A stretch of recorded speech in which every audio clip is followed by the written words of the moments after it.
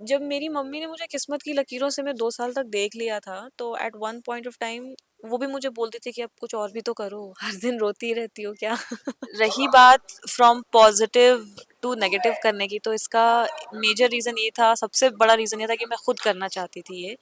And मेरा major reason इसलिए भी था क्योंकि अब ऑडियंस बहुत स्मार्ट हो गई, मैड इन लव विद वैभव, और उसको पाने के लिए वो किसी भी हद तक जा सकती है, चाहे वो अम, चाहे उसको किसी के साथ भी बुरा क्यों ना करना पड़े, माँ बाप के साथ, या मतलब एक अलग सा साइकोटिक कैरेक्टर है, which is what I'm really looking forward to work on. Hi, my name is Shelly Priya and you're watching me on IWM Buzz.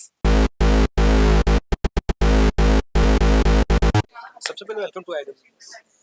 Ma'am किस तरह का कैरेक्टर है वो सबसे पहले जानना चाहिए। हाँ, तो ये कैरेक्टर बहुत ही अलग है जो मैंने अभी तक प्ले किया है, आपको पता होगा, हम बहुत टाइम बाद मिल रहे हैं। So I am playing Anisha in this show Ae Dil Jee Le Zara, and it's a complete negative.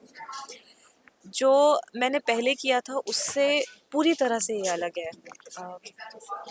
मतलब सब कुछ बुरा करती है, और इसमें एक अलग सा पागलपन है। Like she is not just negative as in she is not the grey shade, but she is completely crazy. She is mad in love with Vaibhav, और उसको पाने के लिए वो किसी भी हद तक जा सकती है, चाहे वो अम, चाहे उसको किसी के साथ भी बुरा क्यों ना करना पड़े, माँ बाप के साथ, या मतलब एक अलग सा साइकोटिक कैरेक्टर है, which is what I'm really looking forward to work on.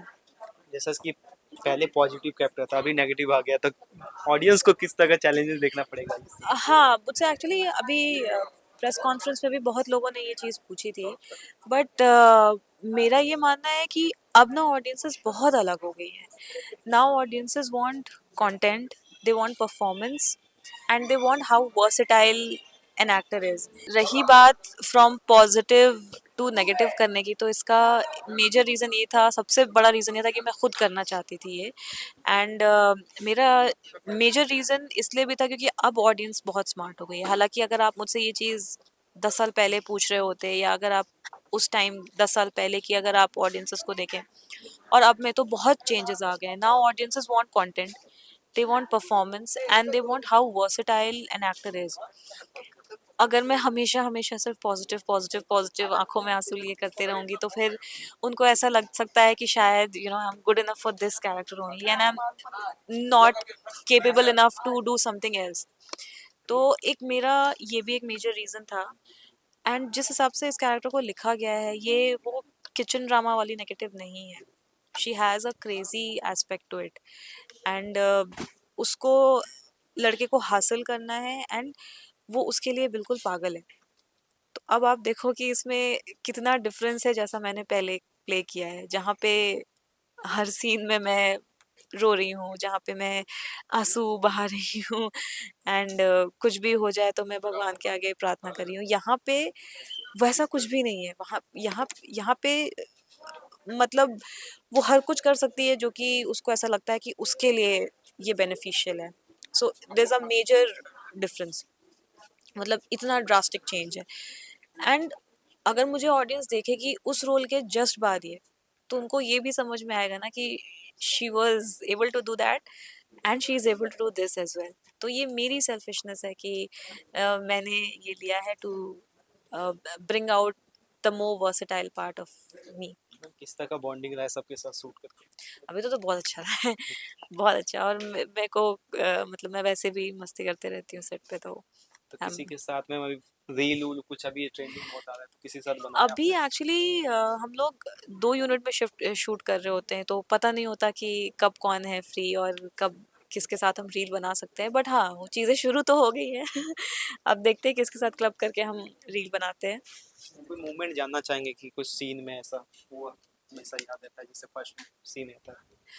अ, अभी तक तो वैसे ऑनेस्टली अभी ना बहुत बिल्डअप वाला फेज है, तो हम लोग सब ना अपने कैरेक्टर को लेके बहुत सीरियस हैं। अभी वो मस्ती मस्ती वाला मतलब शॉट के बीच में मस्ती करने वाला फेज अभी आया नहीं है।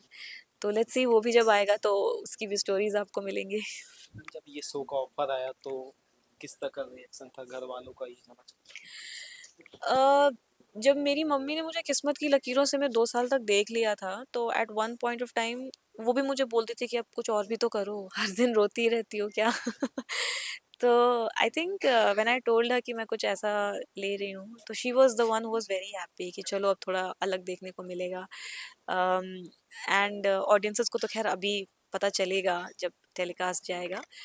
तो बस ये है कि ऑडियंसेस को यही बोलूँगी मैं कि मैं सच में बुरी नहीं हूँ। आप लोगों ने मेरा अच्छा साइड भी देखा है। एक ग्रे साइड भी देख के देखो, and I am sure they love it. I am sure जो मेरे ऑडियंसेस है वो मुझे एज अ परफॉर्मर ज़्यादा पसंद करेंगे rather देन मेरे बारे में जजमेंटल होना।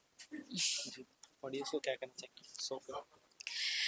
अभी तक तो मैं हमेशा ऑडियंस को थैंक यू बोलती आई हूँ, क्योंकि मैं मतलब मेरी जो भी पहचान बनी है वो जो ऑडियंस ने मुझे प्यार दिया है उसकी वजह से बनी है।